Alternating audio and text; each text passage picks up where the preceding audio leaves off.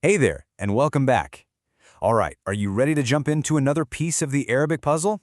Today, we are looking at a letter that has a really cool and, powerful sound. So, I want to start with a question for you. What in the world does this friendly little monkey have to do with the Arabic language? Well, stick with me because by the end of this, it's all going to make perfect sense. It all has to do with this one super cool letter, and its name is Qaaf. All right, let's really get into it. This right here is the letter Qaaf, and this is what it looks like. Now the sound is what makes it so special. It's not quite a K, and it's not really a Q like we think of it. Imagine you're about to make a K sound, but you make it way in the back of your throat. Go on, give it a shot. Qaaf. Now in Arabic, a lot of letters work this way. You see, depending on the little vowel mark that goes with it, the sound of Qaaf changes just a bit. So let's listen to the three main sounds you're going to hear. First up, if you see this little dash on top of the letter, that's the A sound, and that gives us the sound Qa. Listen again, Qa. One more time, Qa. You try it, Qa. Okay, now what happens if we change that little mark to this tiny loop on top? Well, that's the U sound, so now our sound is Ku. Can you hear that difference? It goes from Qua to Ku.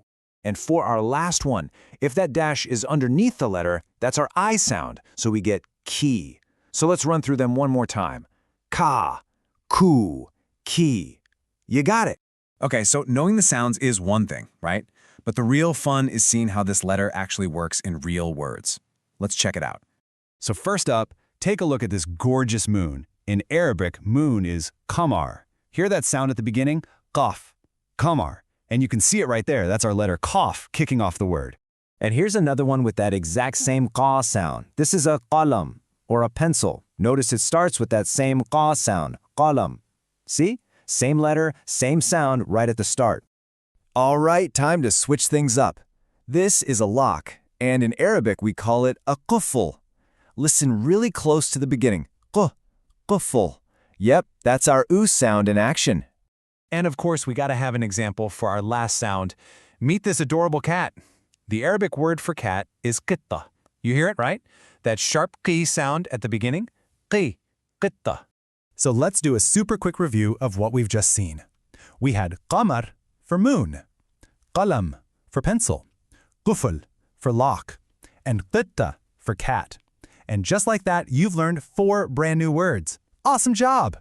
You're doing absolutely great with this. So now that you can hear it and see it, let's do a little practice to make sure it really sticks. Okay, time for a little detective work. Hey, remember our little monkey from the beginning? Well, the Arabic word for monkey is qud. Can you spot the Qaaf right there at the start? Now, check out the word for paper, waraka. Where's the Qaaf hiding this time? Yep, you see it? It's not at the beginning, it's right there in the middle. So, did you notice that little trick?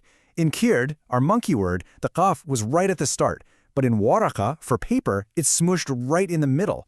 This is a really big deal in Arabic, you know? The letters actually connect to each other, kind of like cursive. So the shape of a letter changes just a little bit depending on where it is in a word. It's the same letter, making the same sound, it just looks a tiny bit different so it can link up with its neighbors. Okay, so we can spot it, we can say it. Now what about writing it? What you're seeing here are the different ways Qaaf can look when you pair it with those different vowels we talked about. So how do you get good at it? I mean, what's the secret? It's simple, really. Practice. These kinds of worksheets are just perfect. You just trace over the letter again and again and again, and before you know it, your hand just knows how to do it. It becomes muscle memory. And there you have it. That is the letter Qaaf in a nutshell. You've learned its unique sound, how it changes with vowels, and how to spot it in words. Seriously, amazing work today.